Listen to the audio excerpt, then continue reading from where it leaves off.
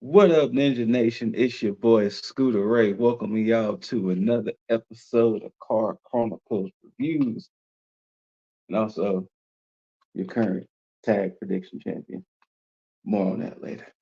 But welcome to the first CCR of 2024, if I'm not mistaken.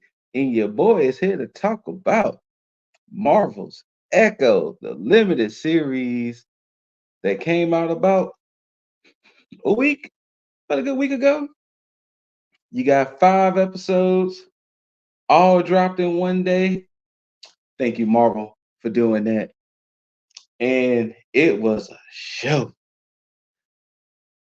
So, Marvel Echo stars Alakwa Cox and Vincent D'Onofrio, of course, many others. And it follows the story of Maya Lopez, who is deaf, Choctaw Indian. And these were certain things you learned when you watched Hawkeye, but it's a continuation when you watch Echo. And not to delve in too many spoilers, but in episode 1, you do get a what happened from childhood,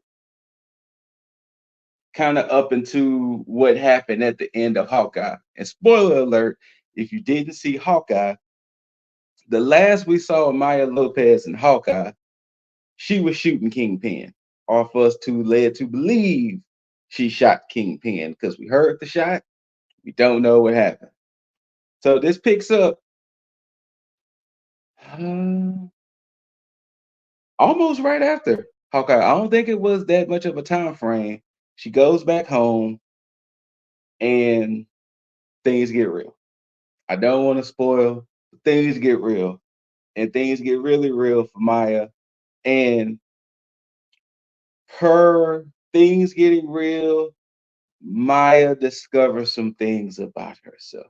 Her Choctaw heritage and everything, it all comes into play. And yeah, for 5 episodes, it wasn't drawn out. It wasn't, to me, it wasn't boring. It was actually a pretty interesting show.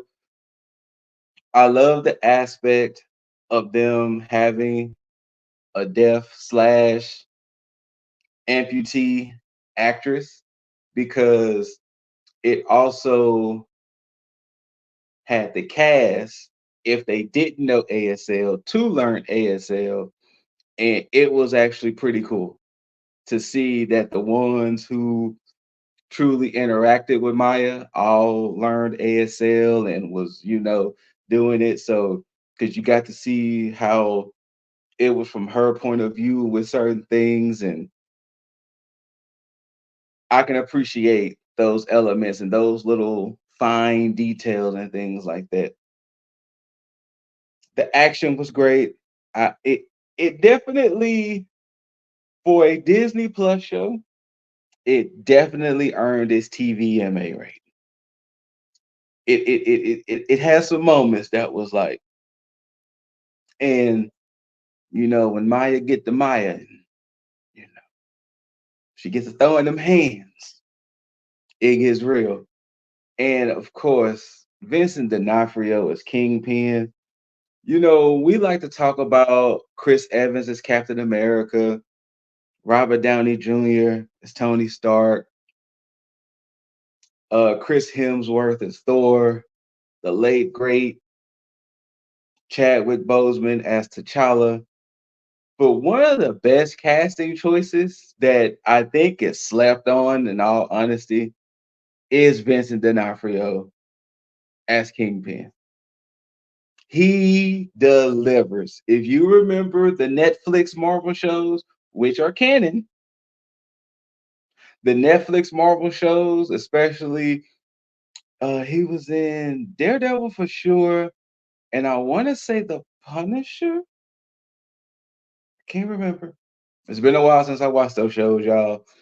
And especially in Daredevil, how much hell he was giving Matt Murdock, and for them to reuse him and insert him now, that is one of the better casting choices Marvel made, especially keeping him as Kingpin.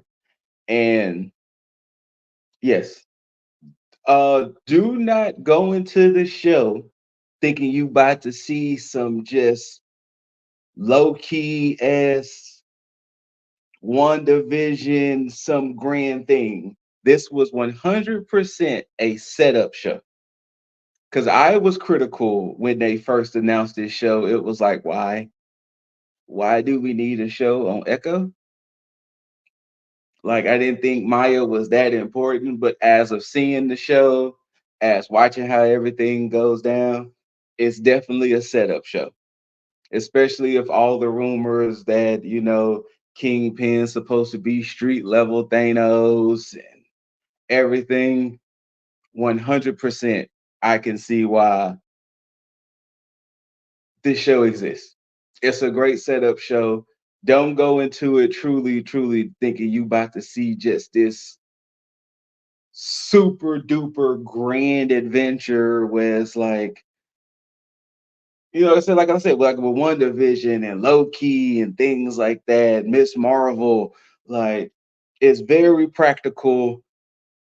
Yes, there are some CG, but it's very practical. Like it's not overly done. It doesn't outstay its welcome or anything like that. It's 5 episodes. For me, I'm an Avenger. That was one season. The one season, one session. Sat there literally all 5 episodes, back to back to back to back. Enjoyed it. I think y'all will too. Definitely check it out, especially if you're still into the MCU and want to see where things go. Check it out. Check it out. It's cool that they had the Choctaw Native lore into it, the ASL, all of that, all of that, all of that played a part into this show. Even the actors, I think, other than D'Onofrio and a few others, all of them indigenous people, and I can appreciate. I always appreciate when they do little things like that. It goes a long way. It makes it feel more authentic and things of that nature. But yes, Echo is worth watching. If I truly had to give it a rating, a solid 7, maybe a solid 7, maybe even an 8. But check it out. Check it out. This CCR would be longer, but I don't want to delve into spoilers because the show has only been out a good week, and it deserves to be watched. It doesn't deserve to be spoiled. It deserves to be watched. Check it out. Watch it. It's gonna set up some stuff. If the vision is seen through, it's definitely gonna set up some stuff to where if it's executed right, Marvel could be doing good on the TV forefront. The movies are a little kind of up in the air, but the show is done right and what they want to do, good things can follow with this. But yeah, shout outs to Cosmic Boss, Aronia Miss. Shout outs to my tag brethren, the other people I'm affiliated with more wrestling content. Lip Dizzle, Jaeger Bombastic, Juggernaut 097, currently their predictions champion. Look at that, look at that, look at that handsome face right there at the end. Current champion, eat your heart out. Mm-hmm. Mm-hmm. Thank y'all, Ninja Village, for tuning in. Marvel Echo, Disney Plus. Check it out. Don't sleep on it. Until next time, we just trying to make our Ninja Village proud.